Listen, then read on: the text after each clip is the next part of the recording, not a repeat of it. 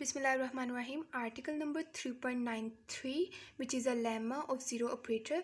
Let's have a look. It says that there are two inner product spaces, let x and y.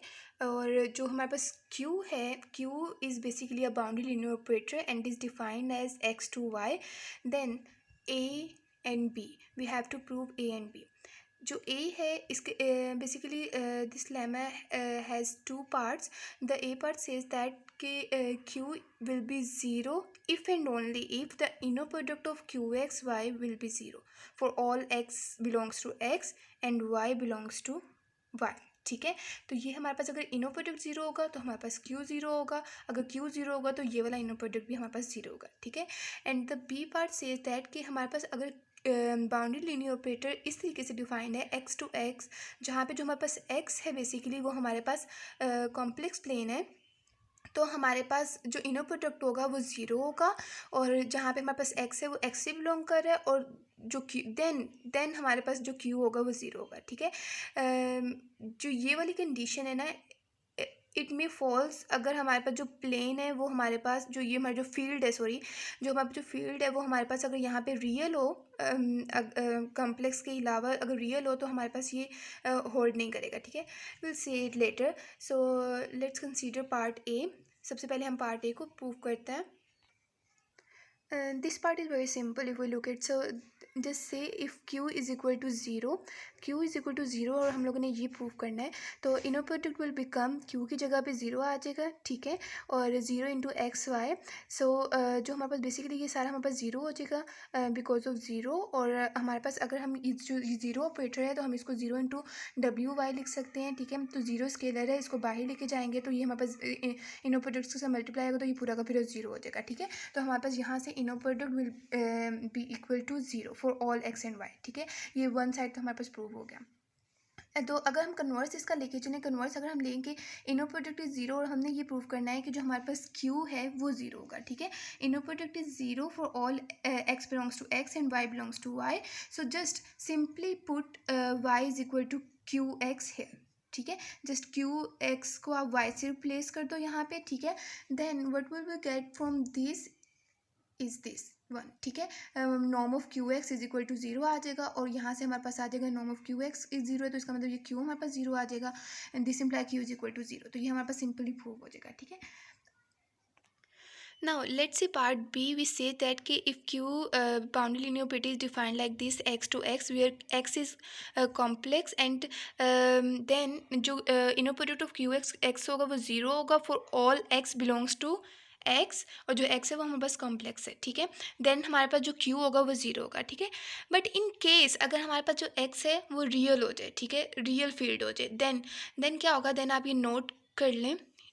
here is a note कि if x is real then inner product of q x comma x is equal to zero will not implies q is equal to zero. ठीक है, फिर ये हमारे पास hold नहीं करेगा. तो इसकी अब हम अगर ये हम लोग ये कह रहे हैं कि अगर ये हमारे पास ये होल्ड नहीं कर रहा, ठीक है, इट इज़ नॉट पॉसिबल, तो then we should have to give some counter example, और otherwise we should have to prove it. So here is an example. हम लेट कर लेते हैं if we take Q as a rotational operator. ठीक है, हम Q को consider कर लेते हैं कि it is a rotational operator which rotate X to Y rotate करता है बाय 90 डिग्री. ठीक हो गया, तो हमारे पास क्या होगा, तो यहाँ पे मतलब क्या होगा, जो एक्स वाई है हमारे पास वो ऑर्थोगोनल है, तो हमारे पास जो क्यू एक्स होगा बेसिकली वो वाई के परपेंडिकुलर होगा. तो इसका मतलब क्या होगा कि जो हमारे पास इनर प्रोडक्ट होगा वो ज़ीरो के इक्वल होगा. बट लेकिन जो इनर प्रोडक्ट तो ज़ीरो के इक्वल आ गया, बट हमारे पास जो क्यू है वो नॉन ज़ीरो है. ठीक है, क्यू हमारे पास ज़ीरो के इक्वल नहीं है, और उसका रीज़न ये है क्योंकि ये हमारे पास एक रोटेशनल ऑपरेटर है, and rotational operator can't be zero because can be zero because can not be zero because जो हमारे पास रोटेशनल ऑपरेटर होता है ना, ये एंगल को रोटेट करता है बाय पाई बाय टू. ठीक है, तो ये हमारे पास ज़ीरो नहीं हो सकता, तो इसीलिए ना, तो क्यू ज़ीरो नहीं है हमारे पास, बट इनर प्रोडक्ट ज़ीरो है, और हमारे पास जो फील्ड है वो रियल है. लेकिन हमारे पास थ्योरम क्या कहता है कि अगर हमारे पास इनर प्रोडक्ट ज़ीरो होगा तो हमारे पास वो क्यू भी ज़ीरो होगा, तो इसीलिए ये हमारे पास for real X for real hold नहीं करता. ठीक है, it is just applicable for when X is complex. ठीक है, complex.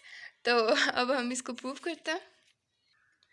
So now if X is complex then इसका प्रूफ देख लेते हैं। हम एज्यूम कर लेते हैं, लेट एज्यूम कर लेते हैं कि जो हमारे पास inner product of Q V और वी है ना वो जीरो के इक्वल है, ठीक है। और जो हमारे पास वी है ना वो इस तरीके से डिफाइन है, जो वी है वो एक्स से बिलोंग कर रहा है, और जो वी है वो उसकी डेफिनेशन ये है कि वो हमारे पास अल्फा एक्स प्लस वाई है, ठीक हो गया। ये हमने एज्यूम किया है। नाउ अब फर्दर हम क्या करते हैं कि इसमें हम लोग जहाँ पे हमारे पास v है ना, यहाँ पे आप v की वैल्यू पुट कर देंगे which is alpha X plus Y, ठीक है।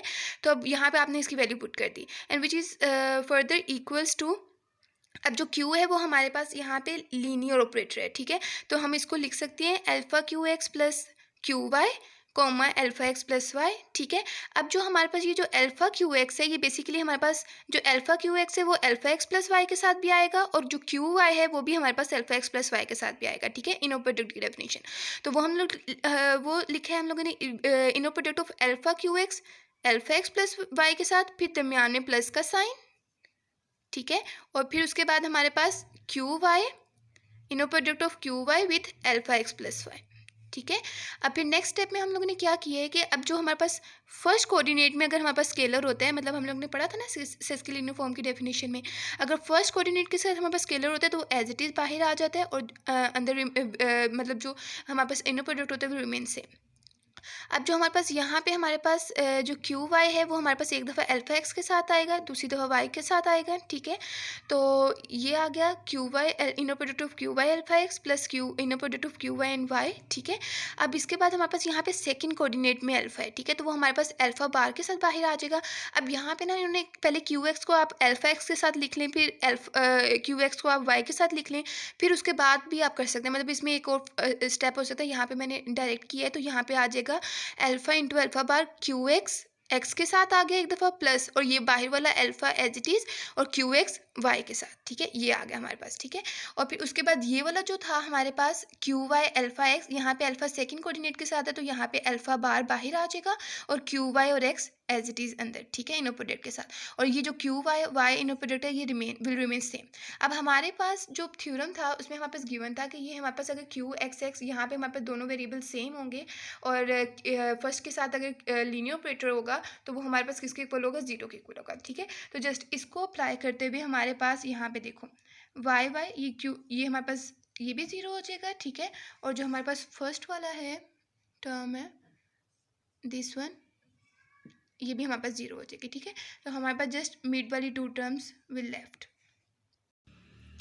सो alpha inner product of Q X Y plus alpha bar inner product of Q Y X is equal to zero, ठीक है, ये हमारे पास रह गया, ठीक है। अब जो अल्फा है ना बेसिकली वो हमारे पास कॉम्प्लेक्स है, ठीक है, एक कॉम्प्लेक्स क्वांटिटी है, यहाँ मैं लिख देती हूँ as alpha is a complex quantity. So हम अब लेट कर लेते हैं कि जो एक दफ़ा हम लेट कर लेते हैं कि अल्फ़ा वन है, एंड द सेकेंड टाइम हम लेट कर लेते हैं कि वो अयोटा है, ठीक है, आई है। तो अगर हमारे पास अल्फ़ा वन है तो above will become inner product of Q X Y plus Q Y X is equal to zero, ठीक है। अगर हमारे पास वो आई है तो हमारे पास यहाँ पे आ जाएगा क्यू एक्स वाई माइनस, यानी कि ये अयोटा अल्फ़ा बार है तो अयोटा ये माइनस अयोटा हो जाएगा, तो माइनस क्यू वाई, और अयोटा हमारे पास जीरो के इक्वल नहीं होगा, तो हमारे पास ये वाली क्वांटिटी जीरो के इक्वल होगी, ठीक हो गया।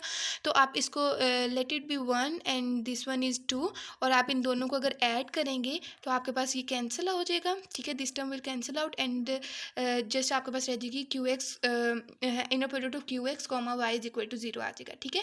अब जो हम लोगों ने पार्ट ए जो प्रूव किया था वो हमारे पास क्या कहता था कि वो हमारे पास कह रहा था वो if and only if condition के साथ था ना, यहाँ पे हम यूज़ करेंगे by part A and this will imply Q is equal to zero, ठीक है। ये जो थ्योरम जो पार्ट बी है वो प्रूव हो जाता है कि हम लोग लेके चले थे कि इनर प्रोडक्ट जीरो के इक्वल है, ठीक है, और हमने प्रूव कर दिया कि वो Q is equal to zero when X is complex, ठीक हो गया। अब मैं यहाँ पे आपको ये बता रही हूँ कि हम लोगों ने यहाँ पे पार्ट ए कैसे यूज़ किया है कि उसकी हम लोगों ने यही स्टेटमेंट पढ़ी थी ना, वो इफ़ एंड ओनली इफ के साथ था कि Q will be zero if and only if inner product of Q X comma Y is equal to zero, ठीक है। तो अगर अब हम लोग हमारे पास ये आ गया है ना कि जो ये है Q X comma Y is equal to zero है, तो this will imply that Q is equal to zero, ठीक हो गया। तो यहाँ पे हमारे पास प्रूव हो गया zero operator theorem, zero operator lemma.